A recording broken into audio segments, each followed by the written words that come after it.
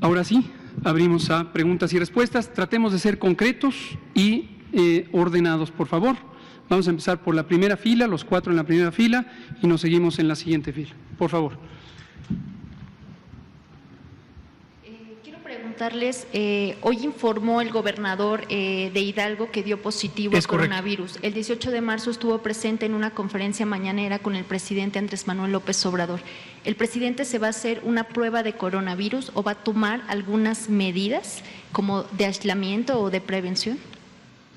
No aplica porque el periodo relevante de contagiosidad empieza en el caso de la persona afectada en el momento en que empieza a desarrollar síntomas. La probabilidad de que una persona en el periodo previo a los síntomas, es decir, el periodo de incubación, sea contagioso es muy bajo, y además hacer la prueba en una persona cualquiera, sea el presidente o sea cualquier otro ser humano, tiene un rendimiento muy bajo en la medida en que la persona sea asintomática. Desde luego, si fuera el caso que el licenciado López Obrador tuviera síntomas, sería atendido como corresponde a cualquier otro ser humano. Pero esto pasó la semana pasada, o sea, dentro de 14 días que a veces se recomiendan. De todas formas, no es necesario. Insisto, las pruebas se hacen para verificar el estado de una persona enferma. Hacerlas simplemente como una medida de precaución no tiene una indicación médica. ¿Y si desarrollara síntomas? Se procederá conforme a la ciencia médica. Gracias. Por favor, el compañero de aquí. Gracias, Poncho Gutiérrez de SDP Noticias y Multimedios. Nada más para aterrizar las cifras, porque noticieros han manejado que 7 de cada 10 mexicanos se van a enfermar, y si hacemos las cuentas hablamos de millones de muertes. ¿Nos podría dar un estimado de cuántos fallecimientos habrá? ¿Decenas, miles o millones? Digo, para tranquilizar a la gente, por favor. Con mucho gusto. Lo hemos explicado que con base en distintos ejercicios técnicos, científicos de modelación matemática, algunos los hemos hecho nosotros como gobierno, varios otros los han hecho entidades académicas, y lo muy interesante y reconfortante es que estas estimaciones son coincidentes. Esto no es tranquilizador en el sentido de que nos pinta un panorama importante de atender, y por eso reiteramos en este momento, no podemos perder la última oportunidad que tenemos, y para no perderla, la única manera para no perderla es quedarnos en casa. Todo mundo se tiene que quedar en casa a menos que cumpla una actividad crítica para el sustento de la vida pública. No, por importante que le parezca su actividad, solamente aquellas que son críticas para la vida pública, para el sustento del país.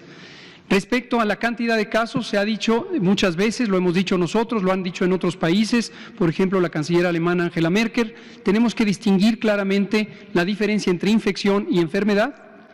Infección, lo más probable es que la enorme mayoría de los países de todo el mundo terminen infectados, pero eso no quiere decir enfermedad.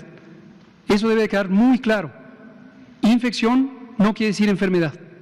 Entonces, la proporción de personas en todos los países que finalmente puede llegar a estar infectada es cercana al 70 u 80%. Pero en cifras aterrizadas. Esto quiere decir que la mayoría de las mexicanas y los mexicanos vamos en algún momento a lo largo de esta epidemia, y esta epidemia puede ser larga, como lo hemos dicho, larga, podemos llegar a estar infectados. Las cifras concretas sobre las personas que van a tener enfermedad, las personas que van a necesitar atención, las personas que al necesitar atención van a tener enfermedad leve, moderada o grave, y desafortunadamente las cantidad de personas que pueden morir depende mucho de las intervenciones que hagamos. Por lo tanto, es estéril estar hablando de cada uno de los distintos escenarios, que solo causaríamos confusión. Lo que se sabe es que la mayoría de las personas van a estar infectadas, y que de los que estén infectados, 8 de cada 10 van a tener una enfermedad leve, más o menos 1 a 2 de cada 10 van a tener una enfermedad suficientemente importante para ser hospitalizados, y menos del 5 al 6% van a necesitar atención en medicina crítica. Por favor.